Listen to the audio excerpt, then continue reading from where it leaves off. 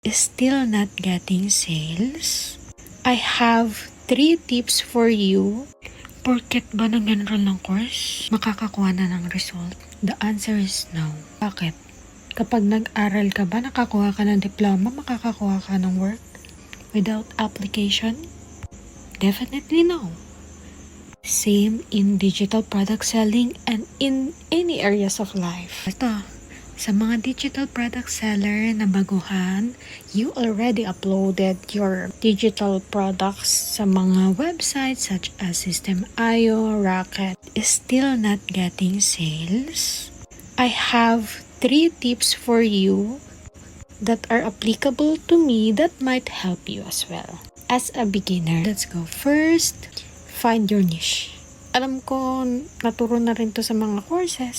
Lagi itong naririnig nyo, pati si ChatGPT sinasabi niya, choose your niche. Gusto ko lang ulit i-remind sa'yo na hindi ka makakastart ng digital product selling kapag magulo yung utak mo. You don't know where to focus on.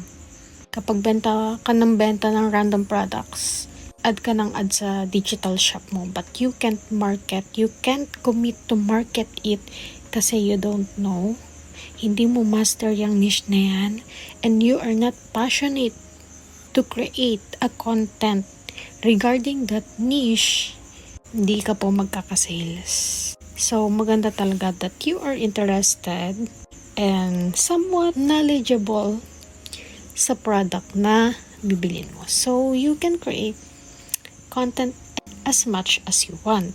The good news here is ChatGPT will guide you to generate ideas for free. Second, you want to accelerate, you want to get results in just 1 month, don't do day off. First step is the hardest. Nandito pa lang tayo as a beginner and you need to accelerate or you want to level up. You need to have more time to research, trial and errors.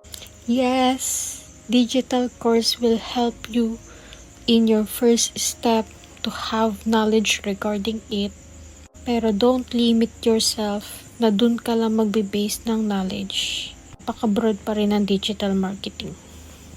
Kahit may course ka, you need to research. Nagpapahinga naman ako. I do workout, read books, I go to cafe, church. Pero yung pahinga na sobrang idle mo, hindi uso sa akin yun. The last tip that is very effective for me is the bundle promotions and limited time offers. Same as physical product, our buyers want na marami rin sila makukuha. It's both quantity and quality. Sa physical product, we want buy one take one. In digital products, we want bundles. Bundles at yung mga may MRR, PLR digital products. So they can ROI. Yung mga personal use products, somewhat for may mga business na specific niche, it's applicable. But if your target market is like mga digital product sellers like you, use bundle. Okay? Experiment your bundle. As you can see yan, bundling offer bundles of related digital products at a discounted price, limited time offers, creating urgency with time-limited discounts and bonuses.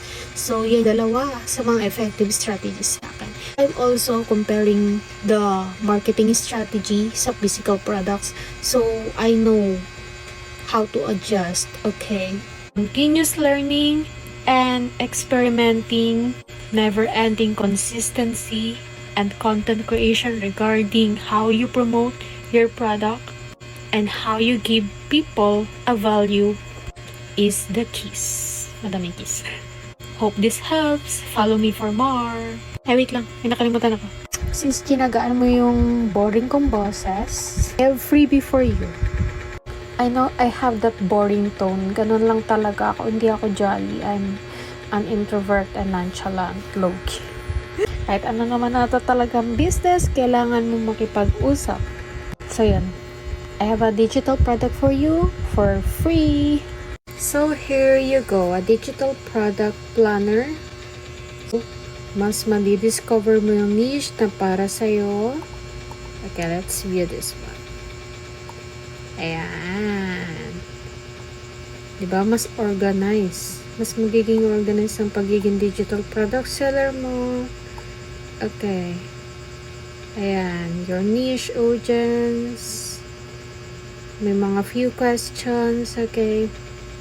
That will help you in your starting point of digital product selling. Don't worry, the questions are very easy as long as you know what you want. Take time to read and take time to answer those questions. Hindi mo naman kailangang sagutin yan in one sitting. To get your copy, message me on my Instagram, Aubrey Digital Biz, and don't forget to follow me.